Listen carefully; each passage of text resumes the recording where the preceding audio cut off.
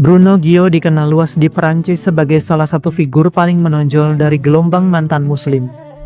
Seorang mantan imam salafis yang kembali menemukan iman Katolik. Namanya sering muncul dalam kesaksian, konferensi dan diskusi publik karena kisah hidupnya yang langsung dan tajam. Baik ketika ia berbicara tentang pengalamannya di dalam agama sebelumnya, maupun tentang perjumpaan rohaninya dengan Kristus. Ketenaran Bruno bukan lahir dari sensasi, melainkan dari keberaniannya bersaksi secara terbuka di tengah konteks Prancis yang sangat sensitif terhadap isu agama dan sekularisme. Ia dikenal sebagai sosok yang jernih dalam analisis, tegas dalam iman Katolik, namun juga berbicara dari pengalaman nyata dan bukan teori. Bruno lahir di Belgia pada tahun 1986, dibaptis dan dibesarkan dalam keluarga Katolik yang tidak mempraktikkan iman sama sekali. Ia menjadi muslim di usianya yang sangat muda, 15 tahun. Mimpinya menjadi pesepak bola profesional hancur. Keluarganya tidak harmonis, dan secara rohani ia merasa kosong. Di tengah kekecewaan itu, tepat di bulan Ramadan, Bruno menemukan komunitas agamanya yang saat itu tampak hangat dan penuh kebersamaan. Ia terkesan dengan doa bersama, solidaritas, dan rasa memiliki. Bruno menceritakan bahwa saat berusia sekitar 15 tahun, dan belum pernah menerima katekese tentang iman Katolik, ia sangat mudah menjadi bingung. Ia mengaku tidak siap ketika pertama kali ditanya tentang imannya. Ketika ditanya apakah ia seorang Kristen, ia menjawab iya. Lalu muncul pertanyaan lanjutan yang membuatnya goyah.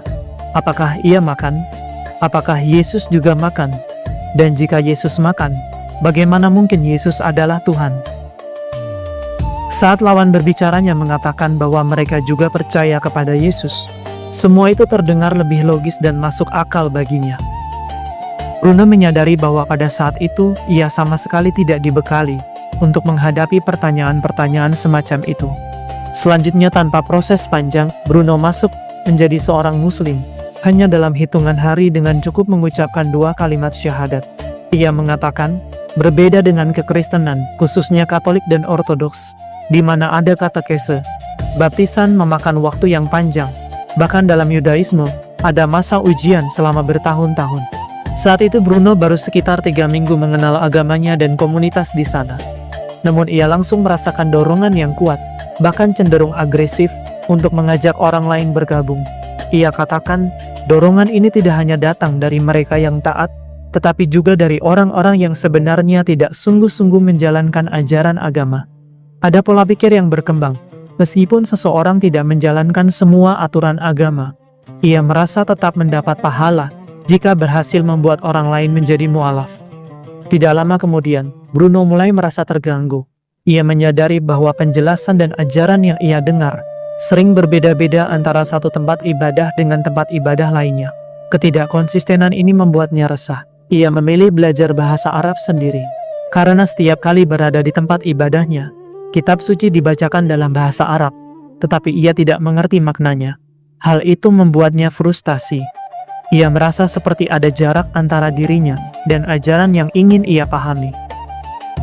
Dalam hatinya muncul perasaan bahwa semuanya terlalu kabur dan tidak bisa dijangkau. Ia ingin memahaminya secara penuh, menggenggamnya dengan pasti, dan suatu hari mengajarkannya kepada orang lain. Penampilan Bruno pun ikut mengalami perubahan. Orang-orang di sekitarnya tidak lagi mengenalinya. Bahkan ia sendiri merasa asing dengan dirinya. Namun ia merasa tidak punya pilihan selain mengikuti perubahan itu. Ia mulai memakai kamis, pakaian tradisional dari wilayah Maghrib, yang panjangnya hanya sampai di atas mata kaki. Ia katakan, dalam ajaran Salafi, pakaian pria tidak boleh menutupi mata kaki karena dianggap berkaitan dengan hukum neraka dan api. Saya juga membiarkan jenggot saya tumbuh tanpa dirapikan, dan saya selalu memakai penutup kepala. Aturan ini menegaskan bahwa pria tidak boleh mengenakan pakaian ketat atau pakaian yang memperlihatkan bentuk tubuh. 4 tahun kemudian, Bruno menikah dengan seorang wanita Katolik Napoli, Italia, yang sebelumnya telah ia konversikan, dan telah menggunakan cadar penuh. Mereka memiliki 2 orang anak, dan selanjutnya tinggal di Mesir selama 1 tahun, untuk belajar bahasa Arab dan menghafal kitab sucinya. Selanjutnya ia diterima sebagai mahasiswa di universitas ternama di Arab Saudi. Ia belajar di sana 5 tahun, selanjutnya mengajar bahasa Arab di Tanger, Maroko.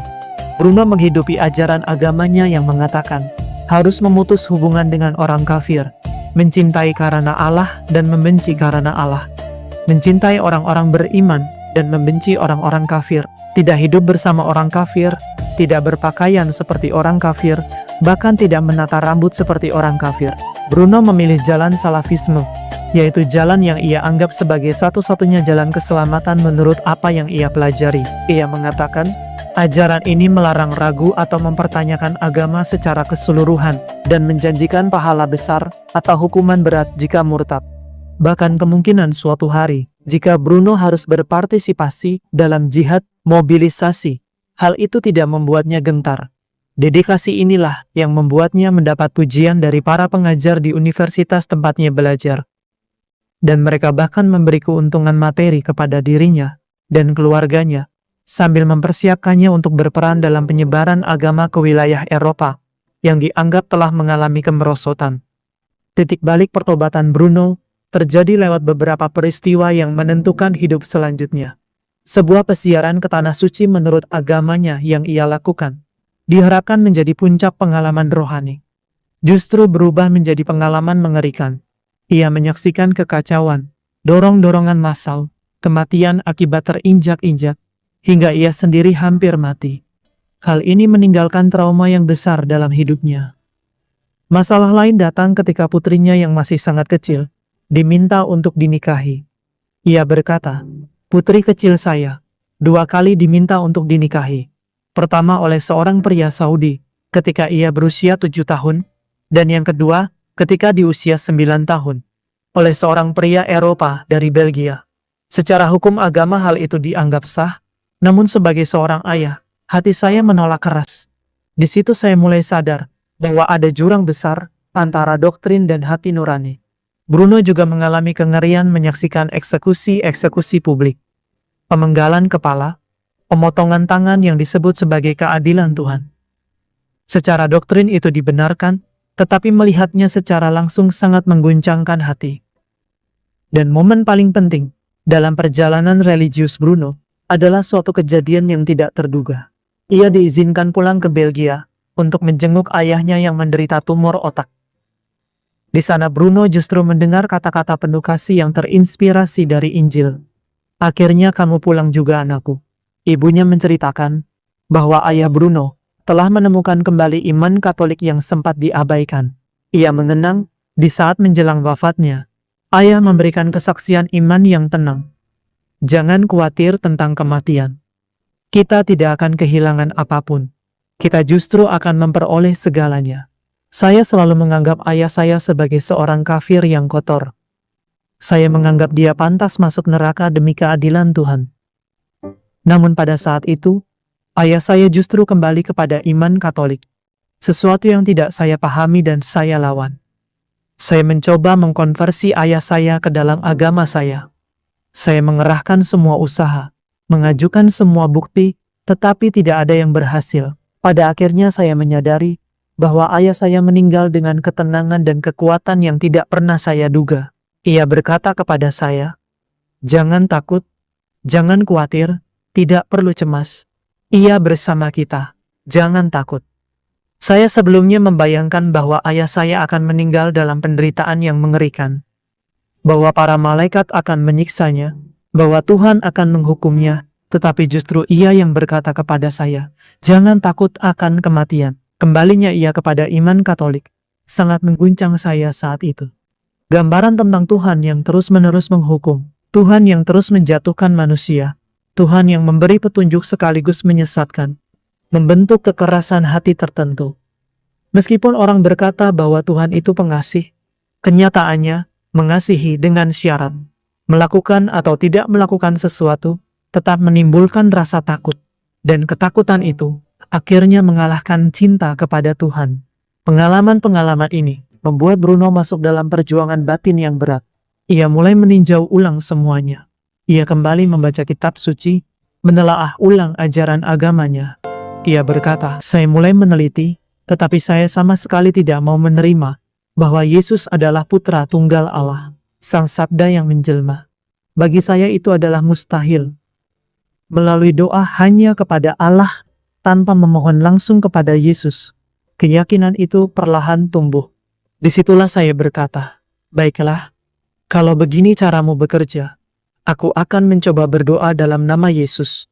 Aku tidak rugi apa-apa, aku bisa dianggap kafir. Kalau perlu beberapa detik kemudian, aku akan kembali kepada agamaku sebelumnya. Dan saat saya mengucapkan doa saya merasakan kekuatan yang menjatuhkan saya ke tanah. Saya benar-benar mendengar ayat bahwa setiap lutut akan bertekuk di hadapan Kristus. Semua yang ada di surga dan di bumi meledak dalam diri saya. Kekuatan itu memberi saya kemampuan untuk pulang ke rumah, menatap mata istri saya dan berkata, semua Alkitab yang kamu lihat ini bukan karena aku ingin mengislamkan orang Kristen, tetapi karena aku sendiri adalah seorang Kristen. Bruno menyadari sejak awal bahwa keputusan imannya bisa membuatnya kehilangan segalanya, istri dan anak-anaknya. Istrinya akhirnya tidak mengikuti jalan yang sama. Istrinya sempat tertarik kepada iman Kristen, namun itu lebih karena ia ingin keluar dari kerasnya kehidupan salafisme, bukan karena iman yang sungguh kepada Kristus. Istrinya memilih kebebasan duniawi dan meninggalkan keluarga. Kini anak-anaknya telah beranjak remaja, putrinya berusia 18 tahun dan putranya 16 tahun. Mereka tidak lagi memeluk agama sebelumnya. Mereka menjalani hidup sebagai seorang Kristen.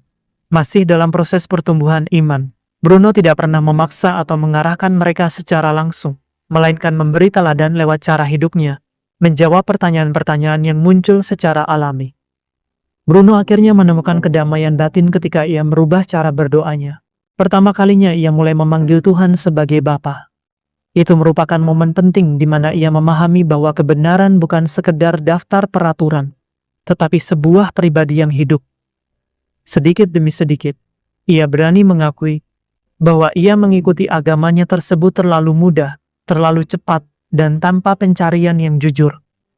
Akhirnya Bruno meninggalkan agamanya, menerima Kristus dalam hidupnya, sebuah keputusan yang sangat berbahaya, karena dalam aliran yang diikutinya, murtad berarti hukuman mati. Ia tahu resikonya nyata. Ia memiliki teman-teman yang terlibat dalam jaringan teroris. 2 kali ia sendiri hampir terseret ke jalur jihad ekstrim. Ia katakan, yang menahan saya sebenarnya adalah anak-anak saya. Saya sangat mencintai mereka, dan bagi saya, mustahil untuk meninggalkan mereka.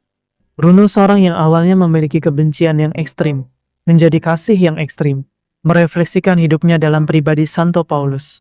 Ia katakan, Santo Paulus mengalami perubahan besar dalam hidupnya, dari seorang Yahudi yang ikut menyetujui perajaman Santo Stefanus, hingga akhirnya rela mati demi imannya kepada Kristus. Bagi saya perubahan ini pertama-tama bersifat rohani dan mistik, bukan sekedar perubahan pikiran. Salah satu ayat kitab suci yang sangat menyentuh hati saya adalah, Allah adalah kasih. Ayat ini membuat saya menyadari perbedaan besar antara mengatakan bahwa Allah mengasihi, dan mengatakan bahwa Allah sendiri adalah kasih. Jika Allah adalah kasih, maka sejak kekal, hakikat Allah adalah kasih itu sendiri. Ketika seseorang sungguh mengalami kelembutan dan keindahan kasih ilahi yang sangat berbeda dari kekerasan yang pernah saya jalani sebelumnya, hidupnya pun akan berubah sepenuhnya. Kekristenan bukanlah agama tanpa tuntutan moral.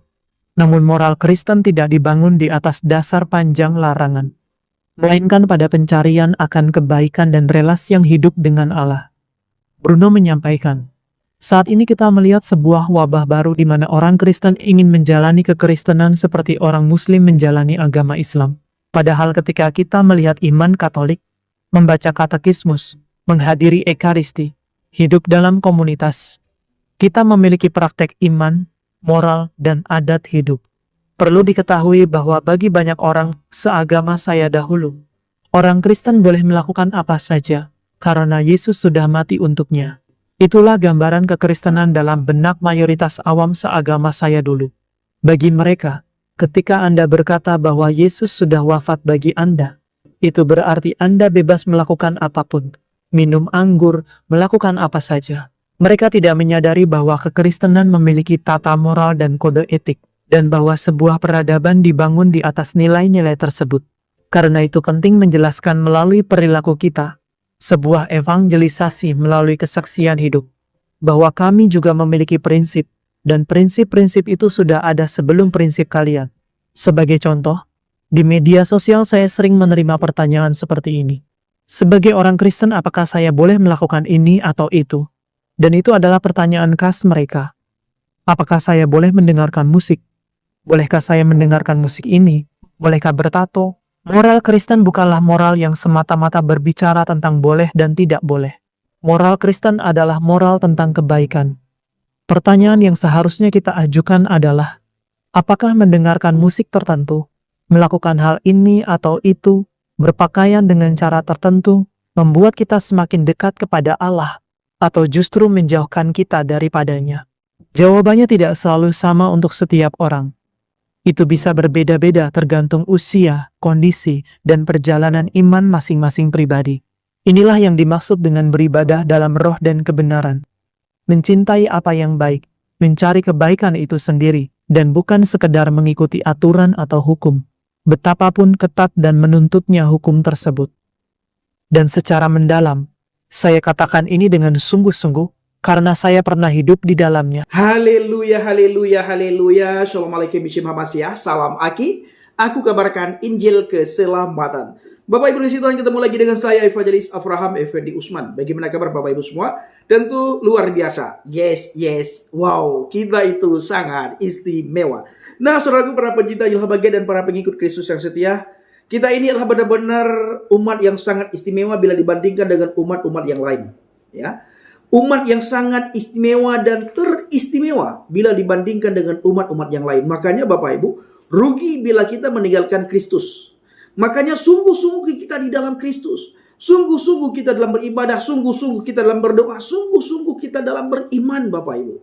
Ingat, di luar kekristenan, di luar Yesus HaMashiach, tidak ada jaminan kepastian keselamatan.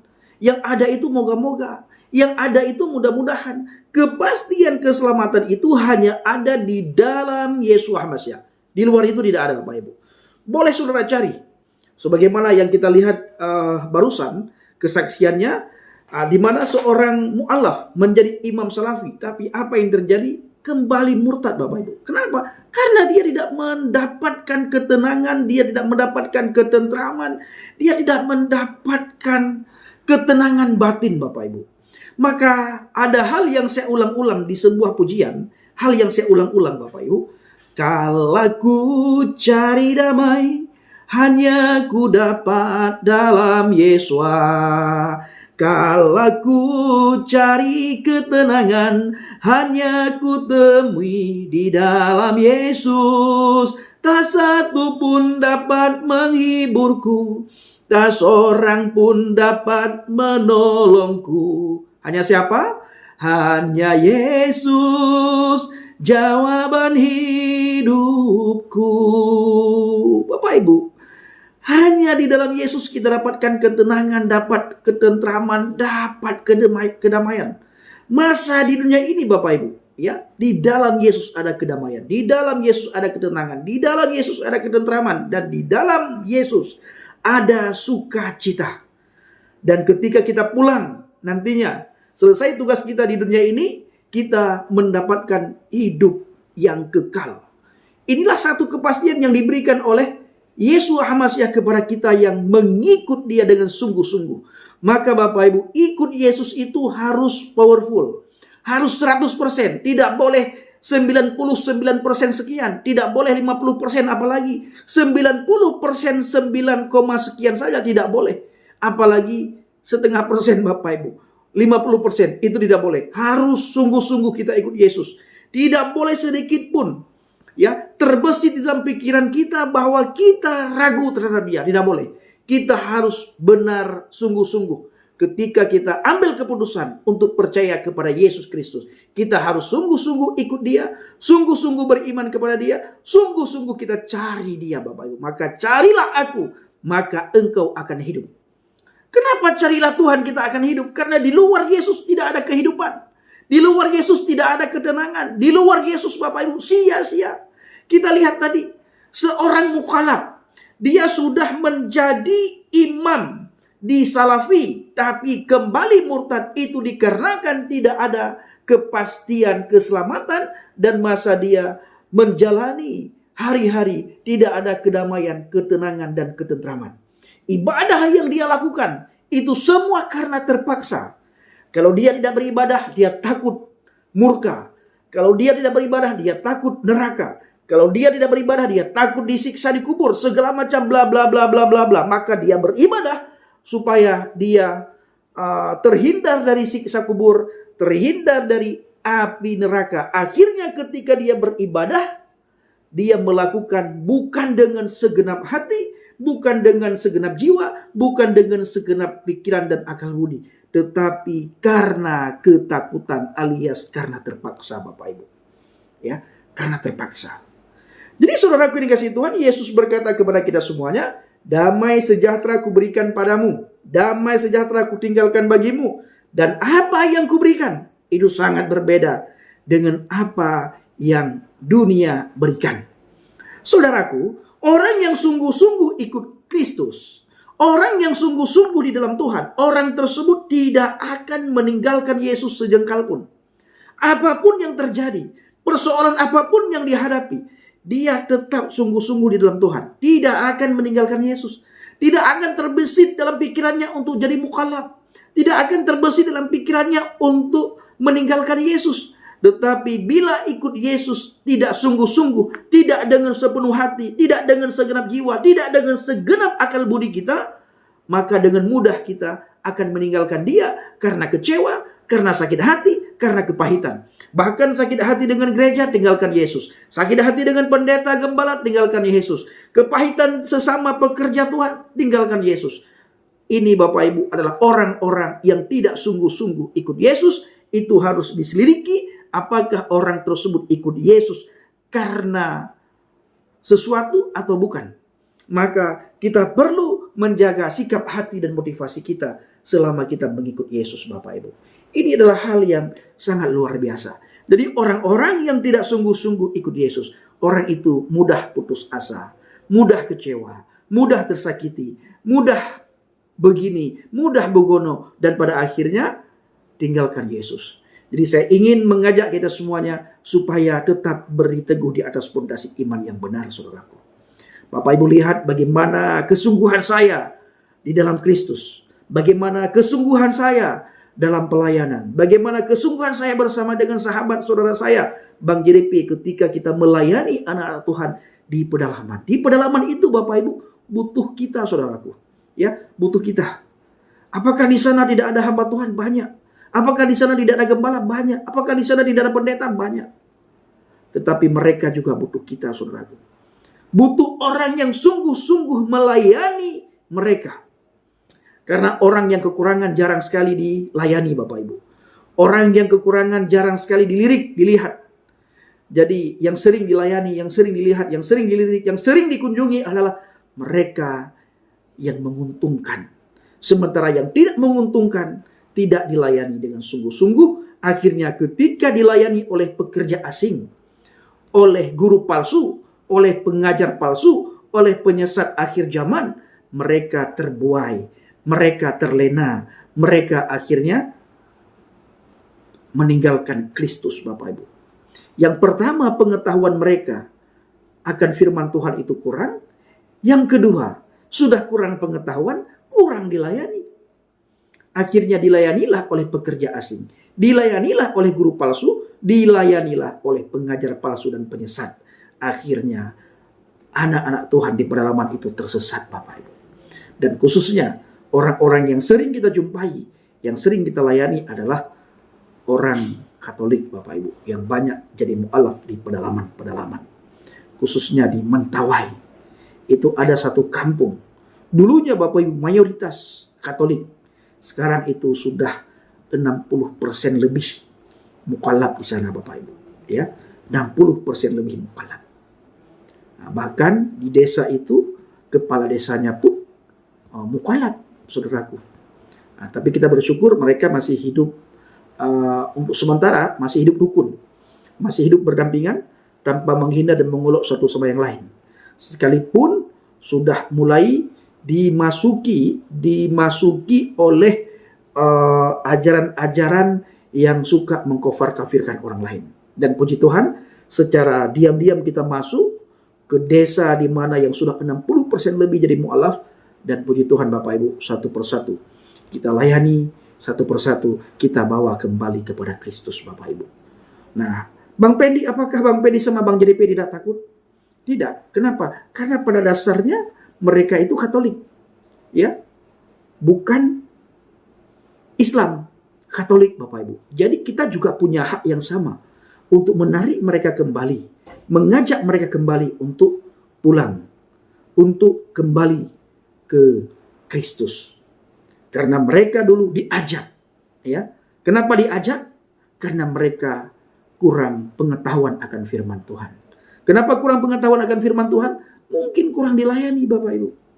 Dan pastinya di saat saya melayani mereka dengan sungguh-sungguh bersama dengan Bang JDP, duduk makan bersama dengan mereka, makan apa adanya, minum apa adanya, dan mereka terbuka, akhirnya mereka cerita kepada kita semuanya bahwa mereka mu'alaf itu karena kurang dilayani.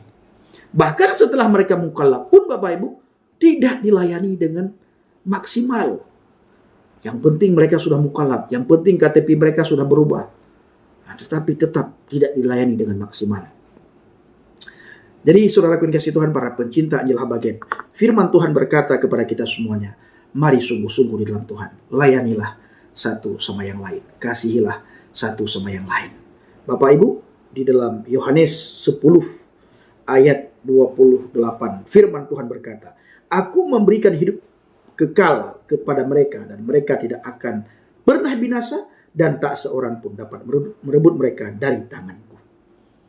Jadi Yesus HaMasiah memberikan hidup yang kekal kepada kita, dan kita tidak akan binasa sampai selama-lamanya, dan tidak ada satu manusia pun yang bisa merebut kita dari tangan Kristus.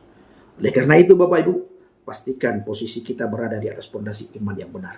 Jangan coba-coba meninggalkan Kristus. Di luar Yesus bukan saja tidak ada kepastian keselamatan, di luar Yesus tidak ada kedamaian, ketenangan, ketentraman, dan tidak ada sukacita.